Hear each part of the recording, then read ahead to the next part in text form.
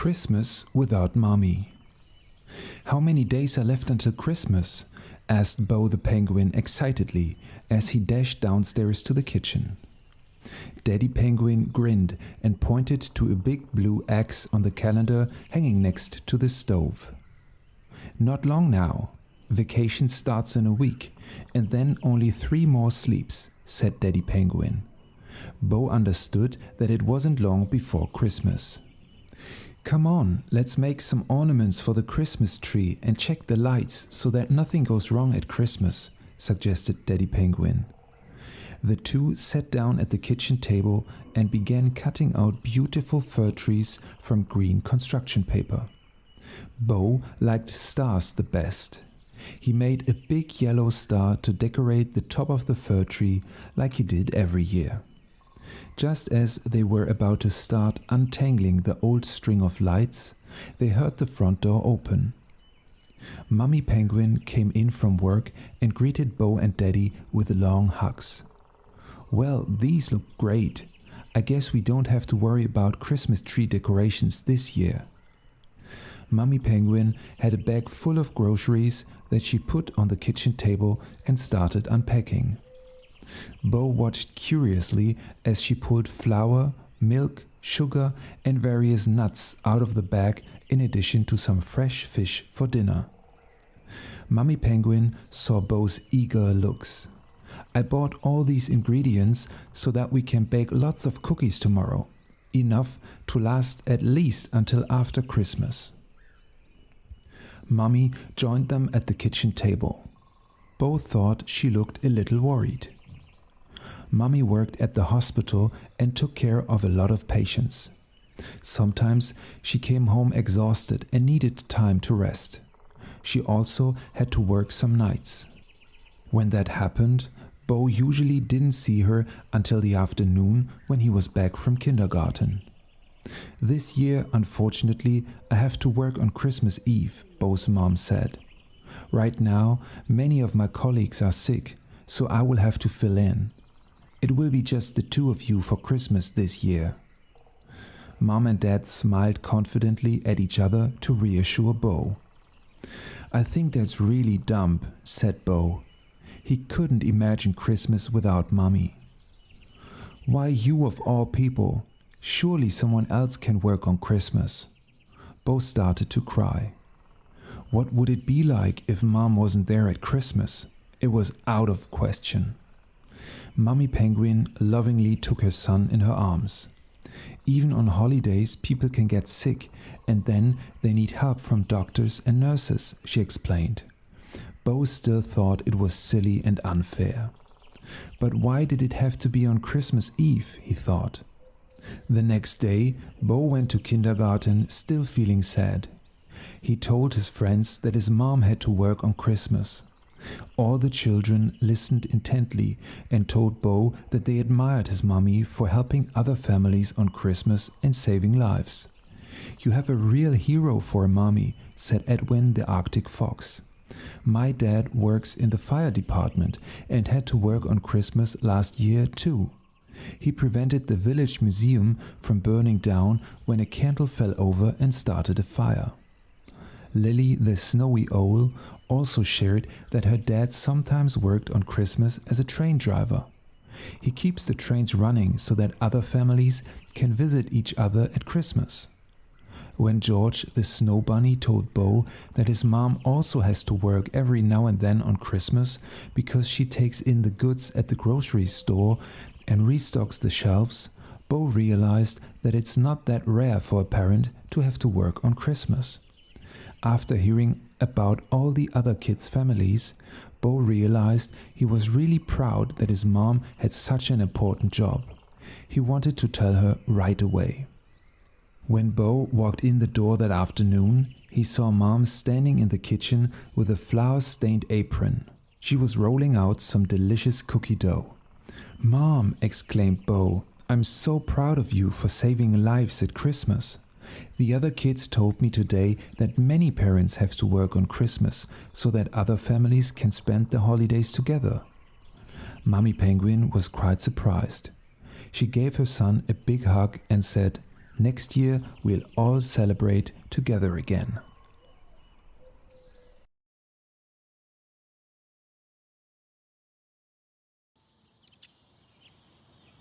Cooper the dog and the little caterpillar.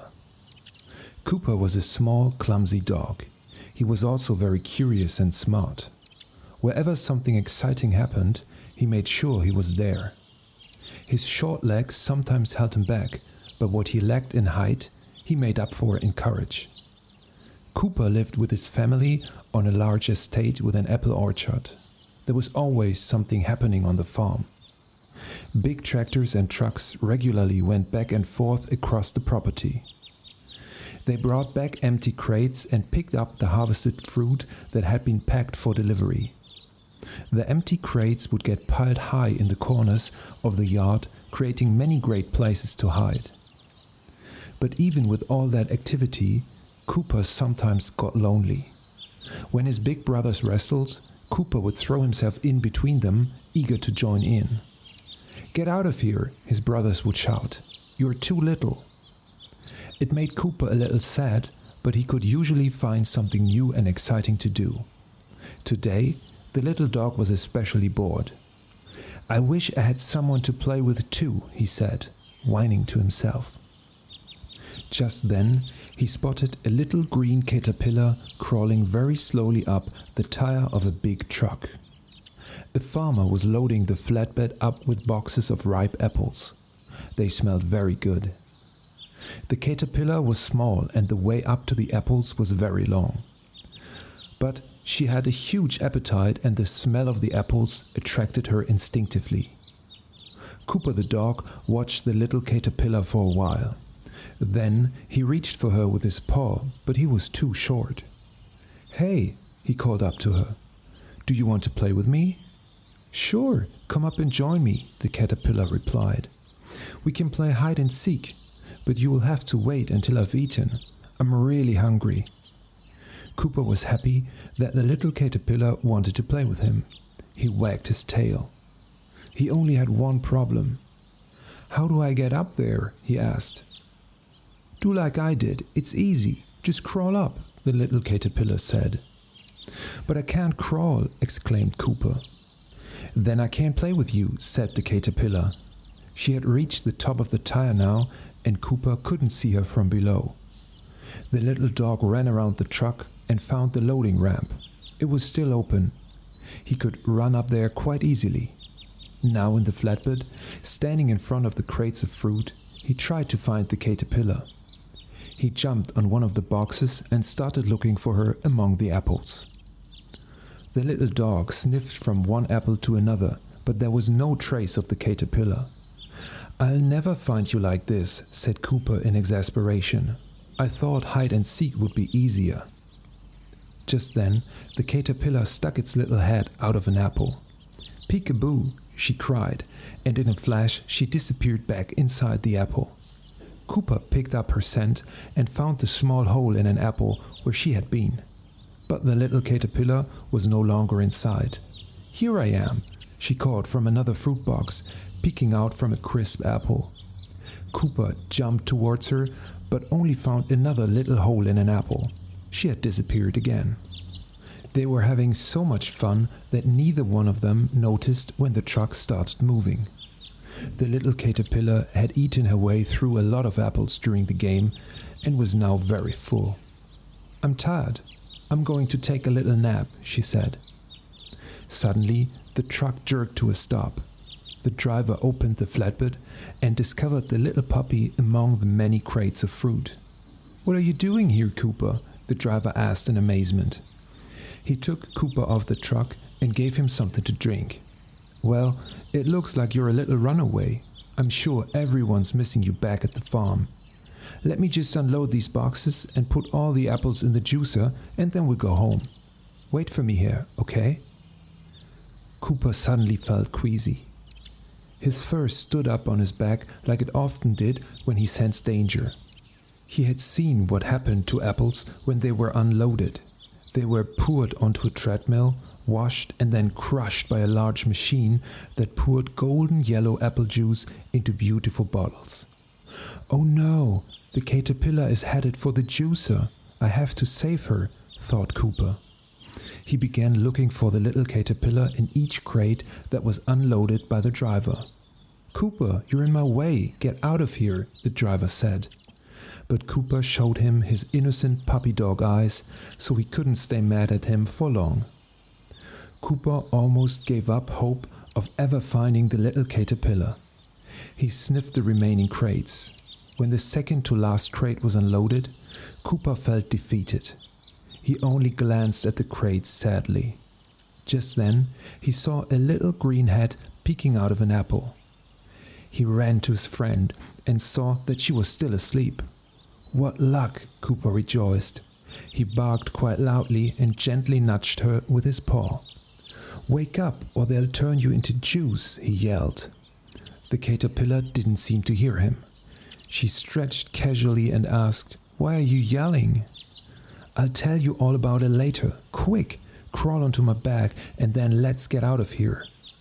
By the time the last crate was unloaded, Cooper and the caterpillar were off to the side, watching everything from a safe distance.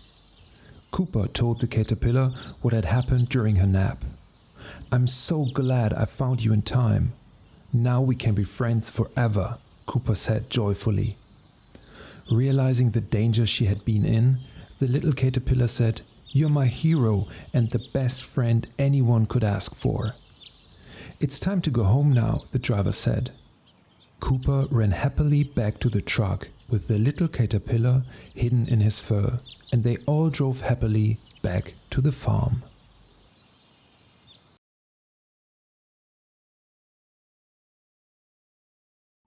Perry's first Christmas. Each day at dusk, Perry the raccoon made his way through the city streets. He was very familiar with his neighborhood. He knew exactly which front yards had the best fruit trees and which backyards had the most leftovers from people's barbecues. The other animals in town knew Perry too. They admired his fearlessness and strength, although sometimes they found him rather odd because he preferred to be alone, loved the dark, and didn't speak very much. One afternoon in December, it was light for longer than usual. A lot of snow had fallen the previous night, and it reflected the low sun's light, drawing out the end of the day. Perry was trying to make his way across the slippery sidewalk when he encountered Kobe the fox. Hey Perry, Kobe called to him. Will we see you next week for Christmas? No, I hate Christmas, Perry mumbled as he pushed past Kobe. He was about to turn into a dark backyard when he met Ozzy the marten. There's nothing to be found in that backyard today, said Ozzy. The garbage cans are covered in ice. It's impossible to open them. Disappointed and hungry, Perry continued down the street. He hoped to find something edible in one of the front yards. Darn snow, grumbled Perry to himself. Suddenly, he heard a light pattering sound beside him. Well, you're in a bad mood, exclaimed Rabbit, who had hopped over. Everyone is happy about snow at Christmas, except you. I don't celebrate Christmas, so I don't need snow, said Perry. Plus, it's almost impossible to find something to eat under this layer of ice. Well, we've gathered some supplies. Why don't you come by our house next week? Perry just shook his head and kept walking. As he passed an old garden house, he couldn't help but slow down. Something smelled delicious and Perry's stomach began to growl. Don't give in, he scolded himself. Just then, a hedgehog came scampering out of the old wooden house with her two small hoglets. Oh, Perry, what are you doing here? Would you like to come in? We just baked some fresh cookies. She scurried back inside before he could answer and returned with a cookie jar. The cookies were still warm and Perry couldn't resist. All right, I'll try one, but just so you'll leave me alone, he grumbled. They were the best cookies he'd ever tasted, and he suddenly didn't feel so grumpy. He walked with the hedgehog family towards a nearby shed. "We're going to visit the mice and bring them the rest of the cookies. Would you like to come along?" asked the hedgehog. Perry was swept up in the moment and, to his surprise, he agreed to go with them. Inside, it was warm and sheltered from the wind. He watched curiously as some of the young mice made colorful Christmas ornaments out of rowan berries and acorns and hung them on some small branches in a vase. Two other young mice were humming merrily as they knitted warm hats and mittens. "It's really cozy in here," Perry accidentally said out loud to the amazement of the mice and the hedgehogs. He quickly said goodbye and ran home. On his way, he noticed that warm light and delicious smells were coming from all the sheds and dens along the street. "Is everyone obsessed with Christmas?" wondered Perry. This time, instead of sounding grumpy, he sounded a little sad. Perry's home was in a dark garage in the backyard of an auto repair shop. He liked it because he had it all to himself. Only Ozzy and a few stray cats dared to come back here. As he looked around and didn't see anything Christmas-like at all, he decided to sleep through the next week. That way, by the time he woke up, all the hustle and bustle of the holiday would be long over. Perry actually managed to sleep soundly for a few days. What he didn't know was that the other animals were starting to worry about him. No one had seen a light in the old garage or seen him out looking for food for several days. "Come on, let's go in there and check on him," Ozzy said to Kobe. The other residents of the neighborhood admired their courage and kept their fingers crossed. They all hoped that Perry was okay and that they would all celebrate Christmas together. After what felt like an eternity, they finally saw three shadows approaching them from the dimly lit backyard. Each of the mice shouted Perry's name in excitement and relief. A young mouse said, "We were so worried. We all came to see if you were all right." Still sleepy, Perry mumbled, "It's okay, I'm here now." In no time, all the animals were scurrying around him happily, telling him about their plans for Christmas. "Ozzy and I will get a Christmas tree," said Kobe. The hedgehog family announced that they would be in charge of the holiday meal, and the badger wanted to take care of providing some festive music. "We're still missing lighting," said a mouse, pointing to a beautiful shop window down the street where a twinkling set of lights was part of a beautiful Christmas display. "That will be the least of our problems," Perry grinned. "Now we just need a space to hold our celebration." "Where do you think we'd all fit?" the mouse asked. "Well, I guess we'd have the most room in my garage," grumbled Perry. The other animals looked at each other in surprise and all agreed to meet there the next day to decorate. That same evening, Perry set off for the junkyard where he had seen many strings of lights in the past. He picked out the most beautiful one and went home to see if it worked. As the lights twinkled in his garage, he started to feel excited about Christmas. The next morning, Perry woke up in a good mood. He got out the broom and swept up the garage. Soon, the first guests arrived, bringing tangerines, apples, spices, bread, and all sorts of Christmas decorations. Kobe and Ozzy arrived next, carrying a bushy fir tree. "All that's missing now are the lights," said the mouse. Perry proudly presented the colorful string of lights he had found as everyone cheered. But there were a lot of lights on a very long string, and it got tangled around Perry's arms and legs as he showed them off. "Oh, Perry, the string of lights belong on the Christmas tree, not around you," said a giggling young mouse. Everyone else began to laugh too, even Perry. The story of the tired moon. The moon worked day in and day out, but it often went unnoticed. The moon was always in the sky, shining especially bright through the dark nights. When it was very big and full, it could illuminate whole fields and streets, covering everything in a beautiful white glow. On nights when the sky was very clear, the moon could even shine in through the people's windows. On those nights, everyone admired it for its size and splendor. During the day, the sun was always the center of attention. It was especially well liked by the inhabitants of Earth for its warm rays.